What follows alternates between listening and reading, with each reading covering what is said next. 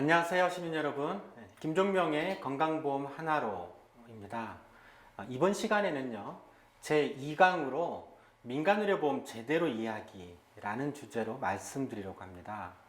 앞서 제 1강에서는요, 사보험을 강요하는 사회를 주제로 민간의료보험에 가입할 수밖에 없는 의료 현실, 의료 불안에 대해서 말씀드렸는데요. 대부분의 가구들이 가구당 5개, 6개씩 민간의료보험 가입하고 있었죠. 평균적으로도 월 30만 원 내외를 민간의료보험으로 지출하고 있었습니다. 그렇다면 민간의료보험에 가입하고 나면 어떠신가요? 이제 병원비 걱정에서 벗어나셨나요? 안심이 되시나요? 그런데 우리가 가입한 민간의료보험이 당장은 안심이 되지만 나의 노후까지 평생 동안 병원비 걱정을 과연 해결해 줄 수 있는 걸까요? 문제는 노후까지 병원비 걱정을 해결해야 되는데요. 그러면 결국 민간의료보험도 노후까지 평생토록 유지해야 합니다. 이제 새롭게 걱정되는 일이 바로 보험료일 것입니다. 지금도 한 달에 수십만 원에 이르는 민간보험료가 부담이 굉장히 큰데요. 대표적인 민간의료보험인 실손의료보험의 경우 보시면 갱신할 때마다 보험료가 계속 오르잖아요. 병원비 걱정을 덜어주는 건 좋은데 이제 보험료 걱정을 해야 하는 형편이 됩니다. 이제 왜 그런지를 살펴보도록 할 건데요. 민간의료보험을 이해할 수 있는 가장 기본적이고 핵심적인 민간의료보험 구조에 대해서 알아보도록 하겠습니다. 먼저 원론적인 얘기부터 시작해 볼까요? 보험이라고 하는 것은 꼭 필요하죠. 보험이라는 것은 예기치 않은 갑작스러운 어떤 위험에 효과적으로 대비하기 위한 제도라고 할 수 있습니다. 살다 보면 예기치 않은 많은 일들이 생기기 마련이죠. 특히 질병이나 사고는 더욱 그런 특징이 있습니다. 만일 보험이 없다고 생각을 해보죠. 특히 지금의 국민건강보험이라고 하는 제도조차 없다고 가정해 봅시다. 그렇게 되면 병원비가 아마 어마어마하게 나올 겁니다. 정말 병원 가기가 무서워지겠죠. 따라서 보험이라고 하는 것은 반드시 필요합니다. 그것이 사보험인 민간의료보험 방식이든 공보험이라고 할 수 있는 국민건강보험이라고 하는 방식이든 말이죠. 어쨌든 보험이 없는 경우보단 당연히 있는 것이 낫습니다. 그런데 사보험과 공보험, 민간의료보험과 국민건강보험 간에는 매우 큰 차이가 있습니다. 바로 보험료를 부과하는 방식에서 차이가 나는데요. 우리나라에서 판매되고 있는 민간의료보험은 대부분이 개인 단위로 판매되고 있습니다. 그래서 그 차이가 더욱 드러나는데요. 자, 여러분, 건강보험료 내고 계시죠?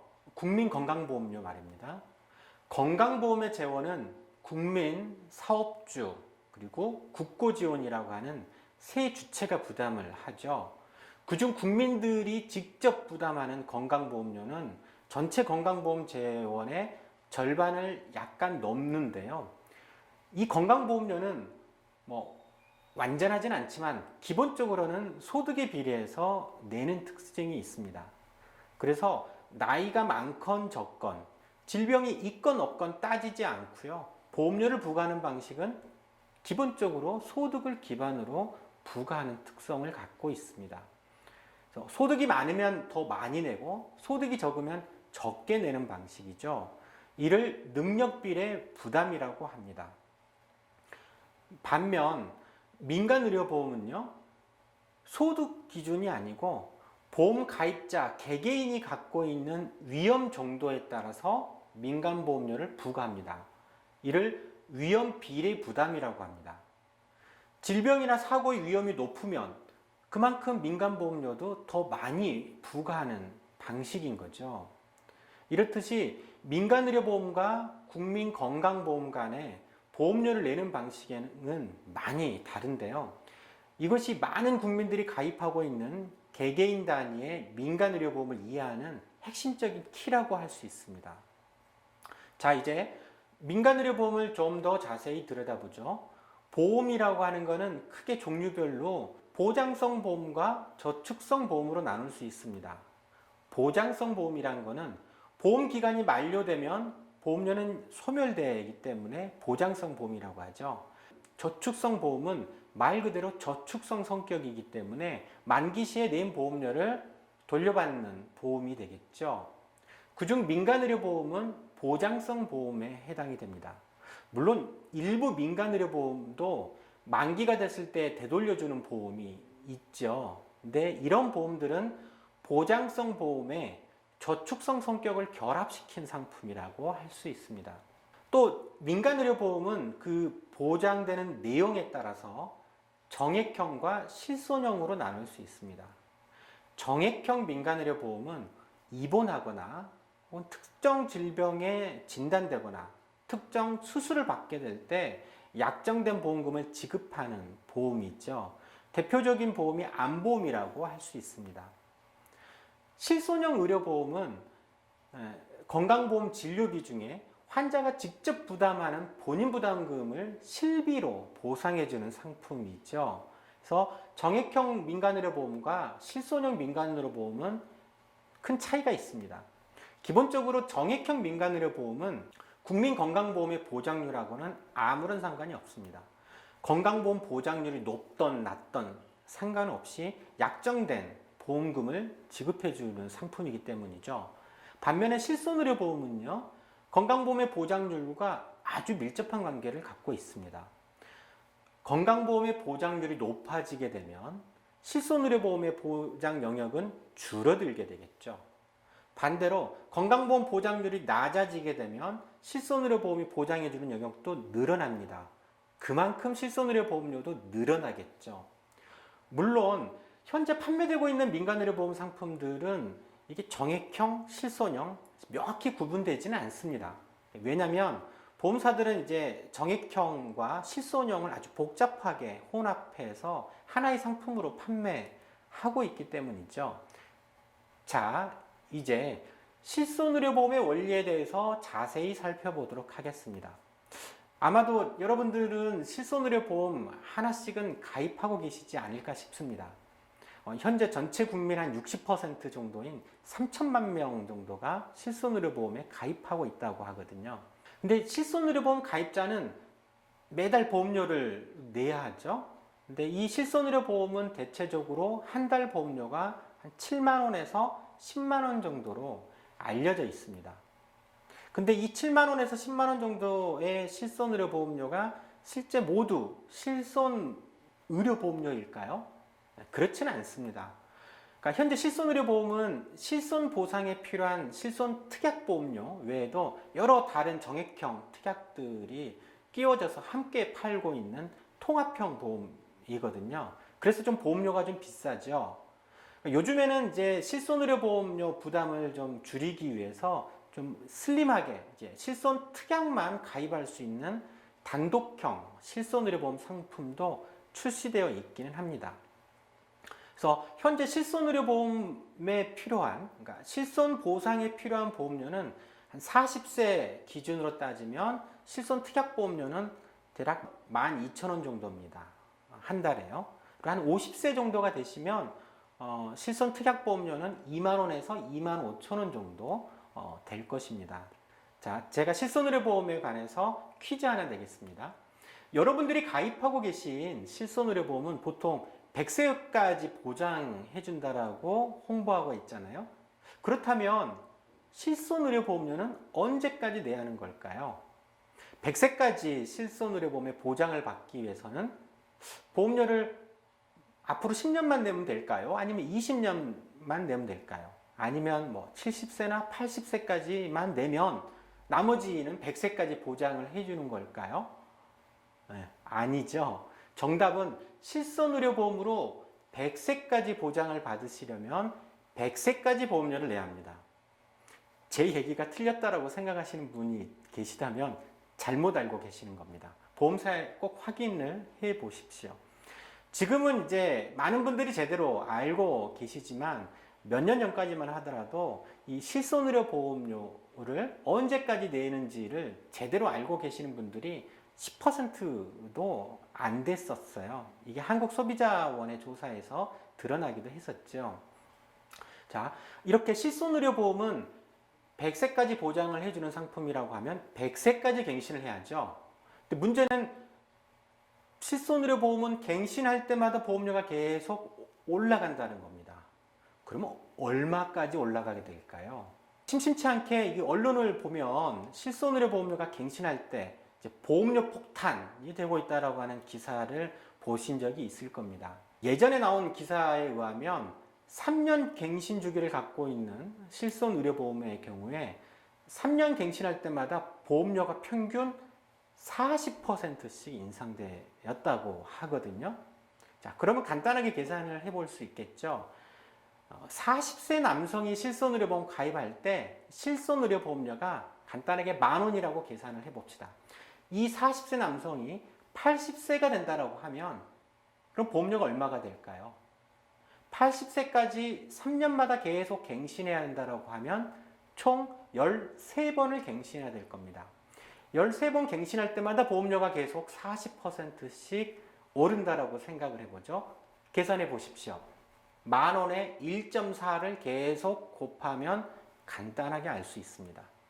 자, 12번 갱신을 하게 되면 76세가 됩니다. 40세는요. 그때 보험료가 얼마가 나오죠? 월 56만 원 정도가 나옵니다. 월 56만 원이요. 그리고 마지막으로 78세에 한 번 더 갱신을 하게 되면 79만 원이 되죠. 와, 이렇게까지 설마 보험료가 증가할까요? 믿기지 않으실 겁니다. 그런데요, 금융위원회가 정부 기구입니다. 3년 전에 발표한 자료에 의하면 80세가 되면 월 실손의료보험료는 무려 60만 원에 이를 거라고 합니다. 제 계산과 얼추 비슷하게 맞아 떨어지네요. 80세가 되면 월 보험료가 60만 원이나 된다고요? 어때요? 여러분들은 나중에 이를 감당할 수 있겠습니까? 물론 이런 현재 80세 노인이 실손의료보험에 가입할 때의 보험료가 아니고 지금 40세가 40년 후인 80세가 되었을 때의 보험료입니다. 뭐 물가 인상률이나 이거 감안을 해야 되긴 하겠지만 그렇더라도 감당하기 쉽지 않습니다. 그러면 왜 이렇게 실손의료보험료는 나이가 증가함에 따라서 계속 증가하게 되는 걸까요? 제가 앞에서 건강보험과 민간의료보험 간의 중요한 차이가 바로 보험료를 부과하는 방식이 있다고 했죠. 민간의료보험은 개개인의 위험에 따라서 위험률에 따라서 보험료를 부과한다라고 설명을 드렸습니다. 연령이 증가할 때마다 질병의 위험은 급격하게 증가하는 경향이 있기 때문에 보험료도 덩달아서 증가하는 것이 그 한 이유입니다. 자, 여기 건강보험 자료를 제가 보여드리겠습니다. 우리 국민은 1인당 평균 월 85,000원 정도를 진료비로 지출한다고 합니다. 여기서 월 진료비라고 하는 것은 비급여 진료비는 제외한 건강보험의 급여 진료비만을 말합니다. 그래서 실제로는 조금 더 많을 텐데요. 어쨌든 연령에 따라서 진료비 증가 양상을 보시겠습니다. 10세, 20세의 경우에는 월 평균 2만 원에서 3만 원 정도만 지출이 되죠. 매우 적게 지출합니다. 생애 기간에서 이때가 가장 건강할 때이기 때문이죠. 반면에 50대, 60대, 70대, 80대로 올라갈수록 월 평균 진료비가 급격하게 올라가는 걸 알 수 있습니다. 60대는 17만 원, 70대는 27만 원, 80대가 되니까 37만 원까지 뜁니다. 가히 기하급수적으로 증가하고 있죠. 질병의 위험에 가장 결정적으로 미치는 요인이 연령입니다. 그래서 연령이 증가함에 따라서 질병의 위험도 증가하고 당연히 의료비 지출도 증가하기 때문에 실손의료보험료도 연령이 증가함에 따라서 증가하게 되는 것입니다. 이를 생애의료비라고 하는 개념으로도 설명할 수가 있는데요. 우리가 태어나서 죽을 때까지 평생 동안 의료비를 지출할 것입니다. 그럴 때 이 생애 의료비의 대부분은 언제 지출할까요? 보통 생애 의료비의 60% 이상을 60세 이후에 지출한다라고 보시면 될 겁니다. 즉, 평생 지출하는 의료비의 대부분은 사실 60세 이후에 노후에 지출을 한다는 거죠. 그런데 말이죠. 실손의료보험료가 연령의 증가에 따라서 증가하는 것은 불가피한 건데, 문제는 이런 연령에 따른 양상 이외에도 또 다른 이유가 있다는 겁니다. 실손의료보험은 연령의 증가에 따라서 증가하는 것보다 더 가파르게 증가하고 있는 상황입니다. 이를 제가 실제 실손의료보험 상품의 예를 가지고 설명을 해드리겠습니다. 자, 이것은 단독 실손의료보험의 예인데요. 1년마다 갱신하는 상품입니다. 갱신할 때마다 보험료가 어느 정도씩 오르는지를 우리가 알 수 있는데요. 보시면 40세 남성이 가입할 때는 한 12,000원 정도 됩니다. 그런데 보험료가 갱신할 때마다 올라가는 시뮬레이션이 세 가지로 나와 있죠. 하나는 위험률 변경이 없을 때, 또 하나는 위험률 변경이 5%일 때, 또 하나는 위험률 변경이 10%일 때 각각 보험료가 어떻게 증가할지를 보여주고 있습니다.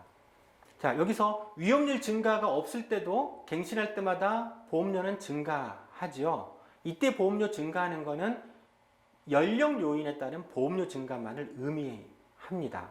갱신할 때마다 계속 보험료가 증가하죠. 그래서 14년 후에는, 즉 54세 정도가 되면 22,000원 정도 되죠. 앞에서 연령의 증가에 따라서 진료비가 증가하는 그래프를 떠올리면 이해가 되실 겁니다.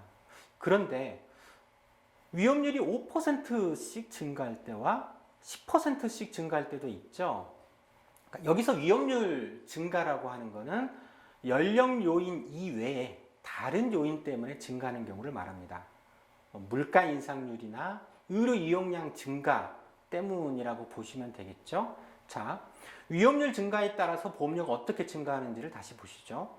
매년 5%씩 위험률이 증가할 때는 처음에는 12,000원이었던 보험료가 14년 후에는 45,000원이 됩니다.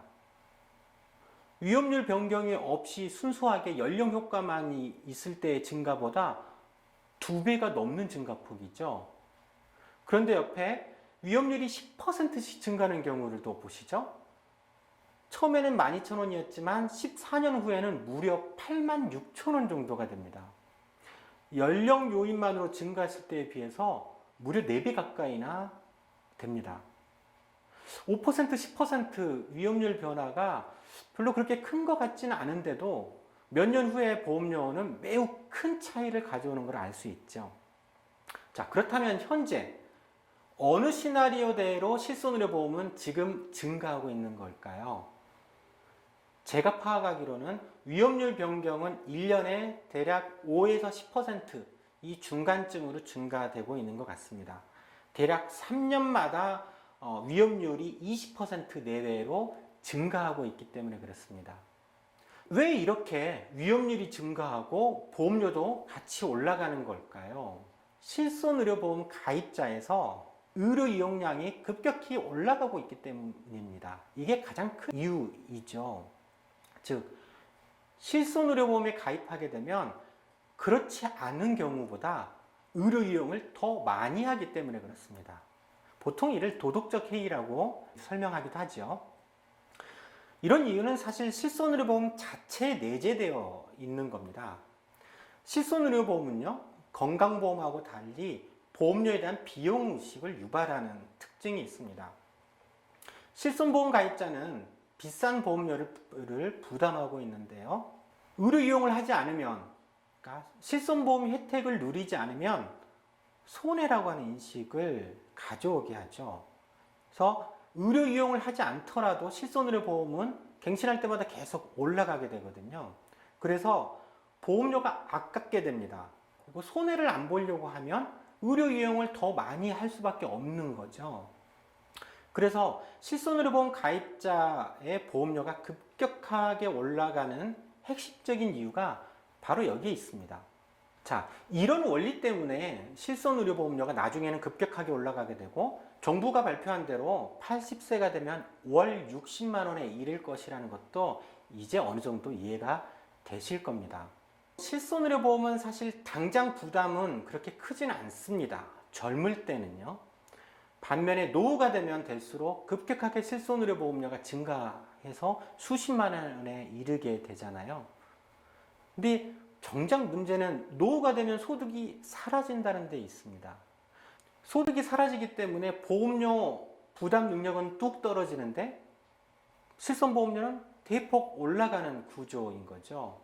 이를 감당할 수 있는 노인들은 아마 그렇게 많지는 않을 것입니다. 이런 구조 때문에 노의료비를 사보험 방식으로 실손의료보험 방식으로 해결한다는 것은 근본적인 한계가 있을 수밖에 없는 것입니다. 이제 제가 암보험에 대해서도 간단하게 설명을 해드리겠습니다. 암보험료 역시도 실손의료보험과 크게 다르지 않습니다. 거의 같습니다. 암보험은 여러 종류가 있긴 있는데요. 갱신형 암보험, 비갱신형, 만기 환급형 등이 있는데요. 우선 갱신형 상품으로 제가 설명하겠습니다. 이에는 실제 암보험 상품을 가지고 제가 설명해 드리는데요. 이 상품은 암에 걸리면 5천만 원의 보험금을 지급해 줍니다. 물론 모든 암에 대해서 5천만 원을 주는 건 아닙니다. 갑상선암이나 유방암, 전립선암과 같은 좀 흔한 암들에 대해서는 보험금은 훨씬 좀 낮게 책정되어 있긴 하죠. 어쨌든 30세 남성이 이 암보험에 가입해서 거의 평생 동안 평균 수명 정도인 80세까지 보장받는다라고 해보죠. 그러면 이 보험은 10년마다 갱신해서 80세까지 보장받는 상품입니다. 그렇다면 보험료는 얼마를 내야 되는 걸까요? 자, 30세에는 10년 동안 월 10,000원이면 되죠. 그리고 10년 동안 암에 걸리게 되면 5천만 원을 보장받습니다. 괜찮아 보이죠? 보험료도 10년 동안 총 내야 될 보험료는 120만 원 정도에 불과하기 때문이죠. 근데 10년 후에는 다시 갱신해야 됩니다. 40세가 되면은요. 40세가 되면 보험료는 이제 2배 정도인 거의 19,000원 정도로 올라가게 되죠. 여전히 괜찮아 보이네요. 40대에 부담해야 될, 10년 동안 부담해야 될 총 보험료 역시 대략 한 230만 원 정도 되기 때문이죠. 근데 50세가 되면 다시 갱신해야 됩니다. 근데 보험료는 또 50세가 되면 또 2배 이상 오르게 되죠. 월 4만 원, 3천 원이 넘습니다. 이렇게 계속 갱신을 하죠. 80세까지 보장받으려고 하면 이 남성은 60세와 70세에 또 갱신을 해야 됩니다. 그렇다면 이 남성이 30세에서 80세까지 납부해야 될 총 보험료는 얼마가 될까요? 근데 이 암보험은 60세 이후에는 판매하고 있지 않습니다. 그래서 대신 60세 이후에는 실버 암보험이라고 판매하고 있네요. 그래서 여기서부터 알 수 있습니다. 실버 암보험은 보험 구조는 다 똑같은데요. 보험금을 5천만 원이 아니라 1,000만 원으로 낮추었네요. 5분의 1 수준입니다. 이 얘기는 보험료도 5분의 1 수준으로 낮추었다는 얘기죠. 그래서 60세에는 22,000원, 70세에는 한 36,000원 정도 됩니다. 근데 만일 보험금을 5천만 원이라고 가정을 하게 되면 60세에서는 이 보험료에 5를 곱하게 되면 11만 원이 좀 넘네요. 그리고 70세가 되면 18만 원을 조금 넘게 됩니다. 이렇게 30세 남성이 암에 걸렸을 때 5천만 원의 보험금을 지급해주는 상품에 가입하기 위해서 그러면 총 납입해야 될 80세까지 총 보험료를 우리가 알 수 있습니다. 계산해 보면 보시죠. 남성은 4,400만 원이 좀 넘네요. 총 보험료가요. 80세까지. 여성은 2,900만 원에 이르고요. 그러니까 이 암보험을 보시면 30세에는 월 10,000원 정도에 불과했던 보험료가 보장은 똑같이 5천만 원을 지급해 주는데 70세가 되면 무려 18만 원에 이르게 되죠. 18배가 증가했습니다. 왜 이렇게 급격하게 증가하게 될까요? 이 역시 암 발생률 때문입니다. 암이라고 하는 것 역시 나이가 증가할수록 급격하게 증가하게 됩니다. 표를 보시죠. 보시면 30세의 암 발생률은 10만 명당 100명도 채 되지는 않습니다. 그러다가 70대, 60대, 70대 넘어가면 급격하게 암 발생률이 올라가는 것을 알 수가 있습니다.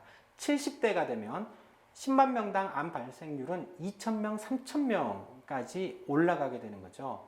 이런 원리가 그대로 보험료에 반영이 되는 겁니다. 그래서 30대, 40대에는 보험료가 10,000원, 20,000원 정도로 저렴하게 보이지만 실제로 보험료가 저렴한 것이 아니라 이때는 암 발생률이 그만큼 낮기 때문인 거죠. 그러다가 노후가 되면 될수록 보험료가 급격하게 올라가게 되는 겁니다. 그래서 암에 걸리면 5천만 원을 준다라고 하는 암보험의 보험료가 결국 남성은 4,400만 원까지 거의 암보험금에 가까워지는 거죠. 그렇다면 30세 남성이 평생 80세 정도까지 암에 걸릴 확률은 얼마일까요? 현재 남성은 평균 수명이 78세까지이고요. 이때까지 평생 암 발생률은 37% 정도 됩니다. 아마도 80세까지라고 하면 평생 암 발생률은 40%를 조금 넘을 겁니다. 이 암보험은 보장성 보험이기 때문에 암에 걸리지 않으면 보험료는 전혀 돌려받지 못하죠. 즉, 절반 이상은 평생 동안 암에 걸리지 않기 때문에 결국 총 보험료로 4천만 원을 넘게 내고 끝나는 거죠. 어떻게 보면 보험료 날리는 거죠. 또 암에 걸리더라도 만일 암에 늦게 걸리게 되면 사실 그간 냈던 보험료만큼 거의 그대로 돌려받는 거나 다름없어 보입니다. 또 모든 암에 대해서 5천만 원을 보장해 주는 건 아니고 갑상선 암이나 유방암, 전립선 암 등은 보험금이 그보다 더 적은 한 1,000만 원 정도에 불과하기 때문에 만일에 이런 암에 걸리게 되면 낸 보험료보다도 더 적게 보험금을 받을 수 있죠. 암에 걸리더라도 말이죠. 이 예는 갱신형 보험입니다. 물론 암보험은 갱신형 외에도 다른 여러 형태가 있죠. 비갱신형도 있고 만기 환급형 보험도 있습니다. 간단히만 말씀드리면 비갱신형 암보험은 갱신할 때마다 보험료가 인상되지 않는다라고 하는데요. 맞습니다. 왜냐하면 미리 사전에 보험료를 더 높게 책정을 하기 때문에 나중에 오를 보험료를 미리 내도록 했기 때문에 불가합니다. 만기 환급형 암보험은요, 낸 보험료를 그대로 돌려준다라고 보통 하지요. 실제로 만기 환급형 보험은 보장성 보험인 암보험에 저축성 보험을 결합시킨 상품에 불과합니다. 그래서 보장성 보험료는 사실은 소멸되는 거고요.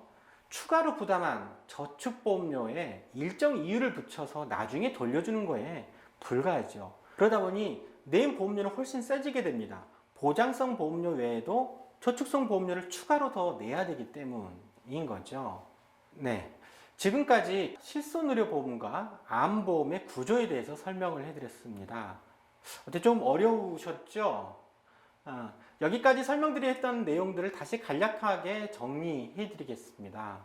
결론은 실손의료보험이나 암보험과 같은 민간의료보험으로 노후의 의료비를 해결하기란 구조적으로 매우 어렵다는 겁니다. 젊었을 때는 소득이 있고 그래서 보험료도 감당할 수 있지만 노후에는 소득이 사라지죠. 그런데 보험료는 급격하게 올라가게 되죠. 나이가 증가할수록 질병의 위험이 높고 의료비 지출 위험도 크게 올라가기 때문입니다. 대부분의 의료비는 노후에 지출한다고 그랬었죠. 암 역시 마찬가지입니다. 대부분의 암 역시 노후에 발생한다고 하는 특징을 가지고 있습니다. 이런 의료비 지출의 특성 때문에 노후의 보험료는 급격하게 증가하게 되고 그래서 이를 감당하기가 실제로는 매우 어렵다라는 겁니다. 더욱이 실손의료보험 같은 경우에는 보험료에 대한 비용의식이 생기기 때문에 의료이용을 더 부추기는 역할도 하고 있습니다. 노후의 보험료를 더 크게 증가시키는 요인이 바로 실손의료보험이 가지고 있는 의료이용을 증가시키는 도덕적 해이라고 하는 그런 이유가 또 같이 작동되고 있기 때문인 거죠. 지금까지 민간의료보험을 이해할 수 있는 핵심적인 구조에 대해서 설명을 드렸습니다. 다음 제3강에서는요, 이제 좀 더 구체적으로 국민건강보험과 민간의료보험을 비교 분석하면서 민간의료보험이 가진 한계와 문제점은 무엇인지에 대해서 더 자세하게 알아볼 수 있는 시간을 갖도록 하겠습니다. 시청자 여러분, 고맙습니다.